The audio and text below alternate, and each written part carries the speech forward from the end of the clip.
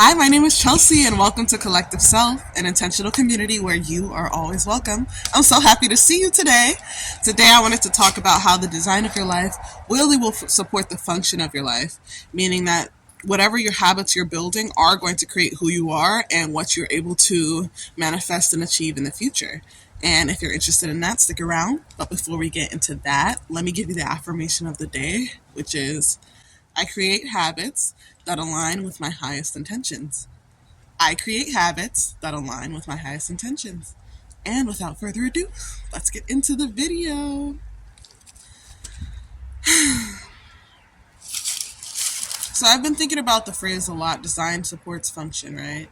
And I realized that I had a lot of things I wanted to manifest, but I wasn't doing anything to put myself in the feeling of the wish fulfilled aside from meditating, right?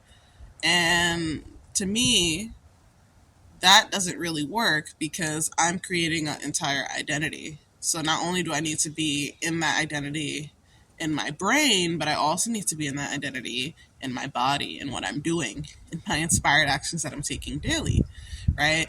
And it sounds weird because, like I've said before, you don't need to do anything to manifest, which you don't. However, I'm enjoying living in my 3D reality and I'm inspired to make things move, to put my energy, my physical energy towards what I want.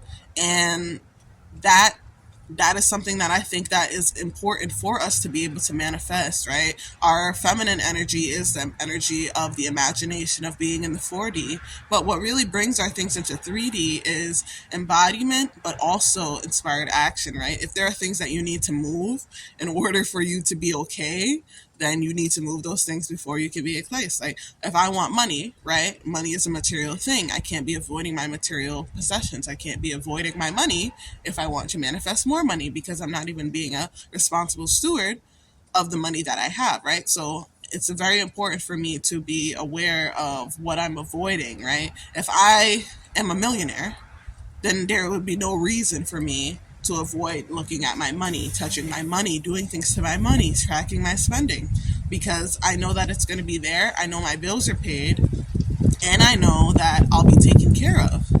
But what does somebody who doesn't have it do? They avoid. They avoid paying. They're stressed out about paying their bills. They complain about paying. They complain about things being too expensive. They're sitting there with bated breath anytime they have to pay for anything. When a new expense pops up, they're stressed out about it.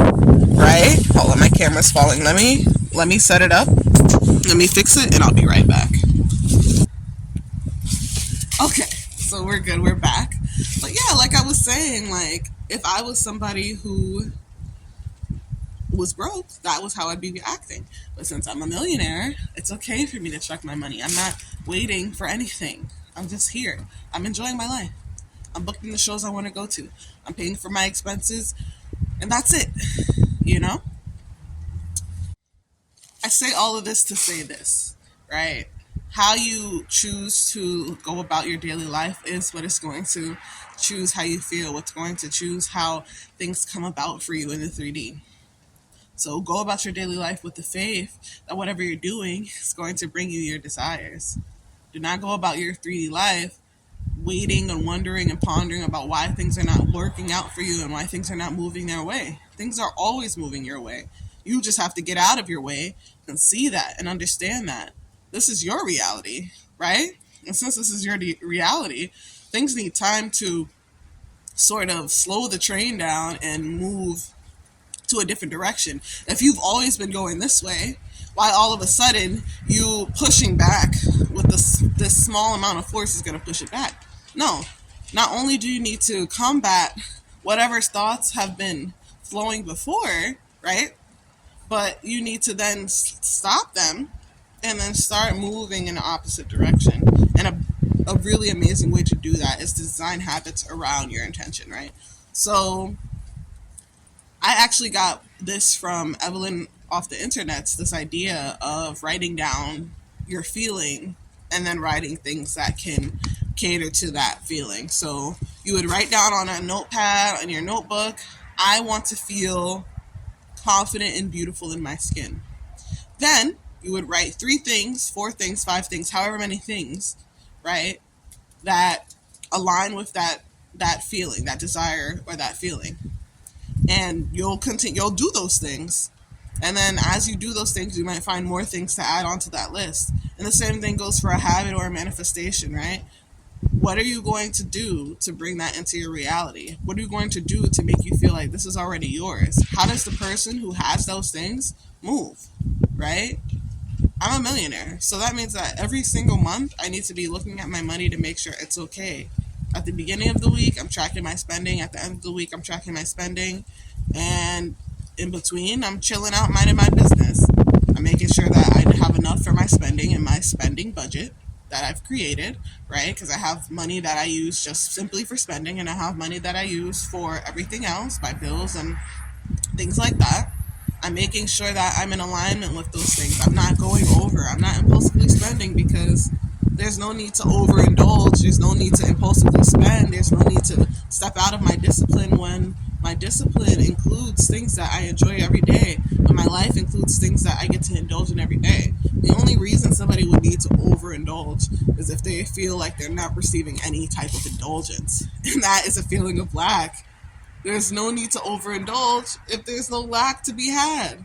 Like, there's no need to overindulge if every single day you get to indulge in something that you enjoy, truly. Right? So, write down your goal. Write down 3 things that you can do every day or every week to make that goal a reality. Or write down your feeling.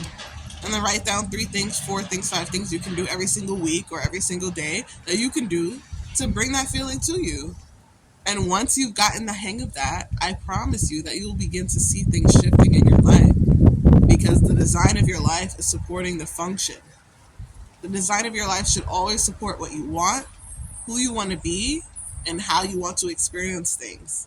Don't limit yourself. All you need to do is know who you are and know what you want, right? If you're having trouble with that, sit in meditation. Spend time just breathing, feeling into yourself. And when you're out and you're hanging around others, when you're at school, when you're at work, when you're around your partner, when you're listening to certain things and consuming content, notice who you're being. Notice the thoughts that pop up. Notice how those things make you feel in your body. Just notice. Those things are going to give you clues about what resonates and what doesn't. Those things are going to give you clues about what you believe and what you don't believe. And those are the tools that you need to really shift, right? If you're feeling resonance if you're feeling resonance all the time, then you're probably in a very comfortable place, right?